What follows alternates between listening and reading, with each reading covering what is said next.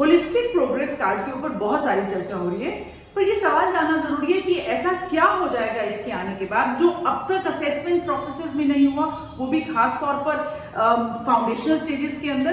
एनसीएफएफएस ने हमको ये बताया, आप ये डिटेल में जाकर देख सकते हैं, मैंने पहले वीडियो बनाया हुआ है। परख ने हमको ये दिया और एक सीबीएसई ने इसका एक प्रोटोटाइप रिलीज किया फाउंडेशनल स्टेजेस के अंदर। अब देखिए, असेसमेंट्स का पैटर्न तो ग्रेड 12 तक एनसीआरएफ क्रेडिट फ्रेमवर्क आने के बाद इवन इन हायर स्टेजेस ये बदलेगा, पर पहले 4 शब्दों को हम समझ लेते हैं। That is what is a domain, right? आप आराम से इसको देखें, स्टॉप करके पॉज करके आप देख सकते हैं। What are the curricular goals? 13 curricular goals हैं, मैं अभी आपको दिखाती हूँ। कॉम्पिटेंसीज हर एक की अलग अलग हैं और लर्निंग आउटकम्स कैसे हैं। तो अगर आप इसको समझने की कोशिश करते हैं तो जैसा मैंने कहा कि 13 करिकुलर गोल्स हैं।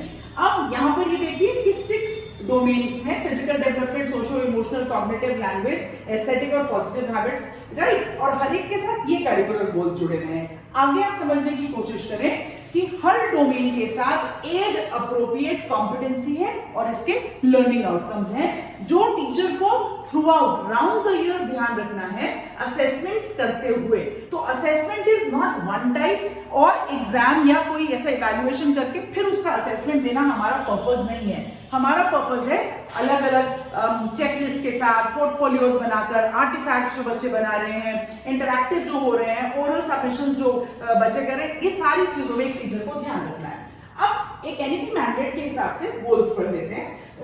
यहाँ पर basically it is something like कि बच्चों का कैसे लर्निंग एंड डेवलपमेंटल एरियाज हो रहे हैं। रोड मेमोराइजेशन से हम कॉम्पिटेंसी बेस्ड के ऊपर आ रहे हैं, राइट? जैसा कि मैंने आपको कहा, पॉज करके जहां देखना चाहें आप तो देख सकते हैं। Self assessment is a very important area. अब तक ये होता था somebody else, मतलब maybe my parent, maybe my teacher guides me और tells me you are good और यू आर नॉट गुड, पर यहाँ पर फाउंडेशनल स्टेज से आई एम पार्टनरिंग इट। बच्चे से पूछा जाएगा, उसका तरीका है, बहुत डिस्क्रिप्टिव ढंग से एचपीसी के प्रोटोटाइप में समझाया गया है। आप चाहेंगे तो मैं एक वर्कशॉप भी इसके ऊपर डेवलप कर लूंगी, that's not a problem, right? अब देखिए कि यहाँ पर एक कंप्लीट होलिस्टिक का मतलब मैं आगे दिखाती हूँ आपको कौन कौन से स्टेक होल्डर्स इन्वॉल्व हैं, क्या क्या चीजें इसके अंदर इन्वॉल्व है, ये सारी चीजें। और यहाँ पर हम हर चीज का ट्रैक रखेंगे बच्चे का। सवाल ये आता है व्हाई एचपीसी?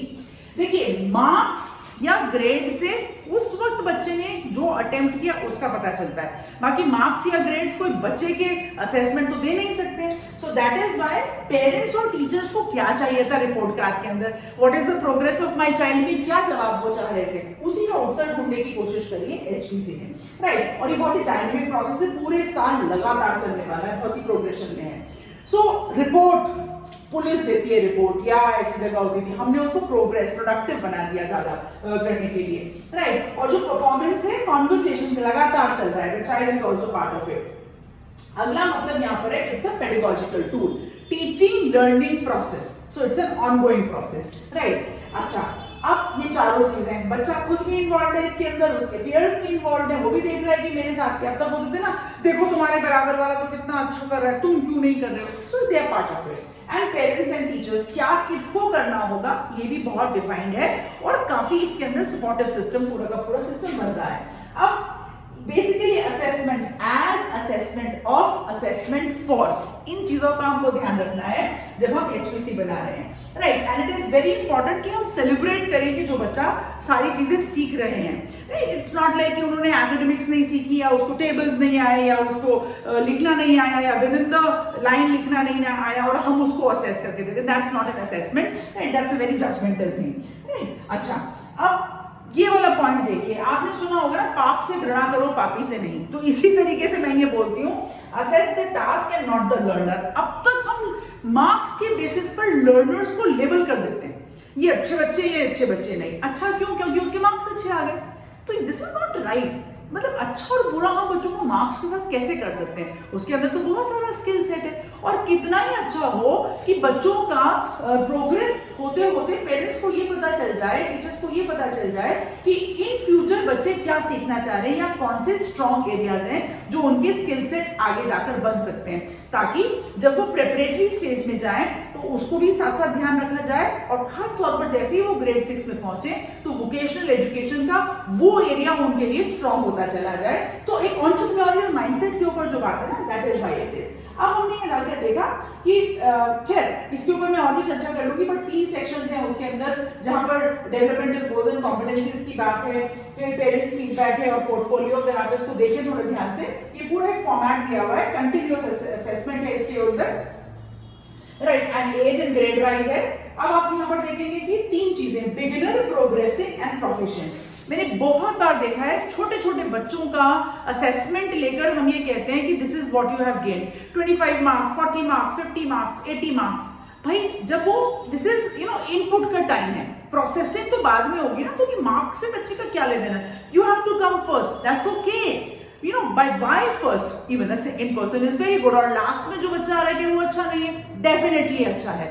कितने सारे लोग हैं मतलब जो लाइफ में बहुत सक्सेसफुली अच्छा कर रहे हैं, तो हमने इसको बोला beginner, progressive, proficient for the skill और फॉर द एकेडमिक सब्जेक्ट जो बच्चा सीख रहा है उस वक्त। कितने टर्म्स होंगे? नॉर्मली 2 टर्म होते हैं स्कूल्स के अंदर, आप इसको जैसा चाहें आप डिवाइड कर सकते हैं, right. And now it is, आगे बढ़ जाते हैं। देखिए, इट्स ऑल अबाउट मी, बच्चा खुद लिखेगा अपने बारे में, right. Then these are the parameters. अगर आप देखें तो हेल्थ एंड वेलनेस का यहाँ पे पैरा 4.7 से लिया हुआ है, तो बिगिनर टर्म 1 टर्म 2 के अंदर वही चीजें, बच्चा भी खुद का हिस्सा बन रहा है इसके अंदर, right. And now what happens is कि it's very very important to understand कि हम जो बच्चों का असेसमेंट कर रहे हैं, what is it, are they we able to improve the learning outcomes, are they able to grasp, are they able to use it in real life, right, will it be helping in their future studies? So that is why HPC is moving away from a report card to a progress card, where everybody is going to partner it and we are going to make the child, हमारे देश का बच्चा बहुत ही strong होने वाला है। I am sure ये video आपके लिए बहुत ज्यादा हेल्पफुल होने वाला है। इसको सबके साथ शेयर करें। मैं हमेशा कहती हूँ that everybody has a right to say I big wonder. मेरे चैनल को लाइक करें, वीडियो को लाइक करें और चैनल को सब्सक्राइब करें। एफर्ट लगता है इन सारे वीडियोस को आपको लेकर आने के लिए, और मुझे कमेंट्स में बताएं अगर आप चाहते हैं कि मैं HPC के ऊपर एक वर्कशॉप क्यूरेट कर दूं आप सबके साथ। आज के लिए जय हिंद।